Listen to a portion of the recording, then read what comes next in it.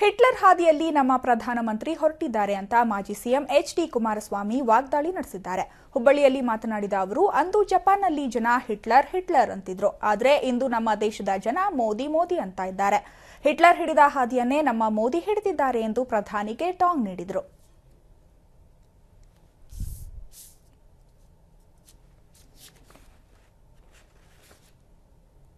ಜರ್ಮನಿನಲ್ಲಿ Hitler ಮೇಲೆ ಅವನು ತಗೊಳ್ತಕ್ಕಂಥ ಎಲ್ಲಾ ನಿರ್ಧಾರಗಳ ಬಗ್ಗೆ ಜನ ಸಂಪೂರ್ಣವಾದಂತ ಬೆಂಬಲ ಕೊಡ್ತಾ ಹೋದ್ರು. ಎಲ್ಲಿ ನೋಡಿದ್ರು ಹಿಟ್ಲರ್ ಹಿಟ್ಲರ್ ಹಿಟ್ಲರ್ ಈಗ ಹೇಳ್ತಾರಲ್ಲ, ಮೋದಿ ಮೋದಿ ಮೋದಿ ಅಂತ ಕೂಗ್ತಾರಲ್ಲ, ಸೇಮ್ ಆಗ್ಲೂ ನಡೀತಾ ಇತ್ತು ಹಿಟ್ಲರ್ ಹಿಟ್ಲರ್ ಹಿಟ್ಲರ್ ಅಂತ. ಕೊನೆಗೆ ಲಕ್ಷಾಂತರ ಜನ ಮ್ಯಾಸಕರ್ ಮಾಡಾಕ್ತಾರೆ. ಇವತ್ತು ಹೋಗ್ತಿರ್ತಕ್ಕಂಥ ಮಾರ್ಗವು ಅದೇ ದಾರಿಲಿದೆ. ನಮ್ಮ ಯುವಕರು ಈ ದೇಶದ ಜನ ಎಚ್ಚೆತ್ತುಕೊಳ್ಳದೇ ಇದ್ರೆ ಬಹುಶಃ ಮುಂದಿನ ದಿನಗಳು ಅಷ್ಟು ಸುಲಭ ಇಲ್ಲ.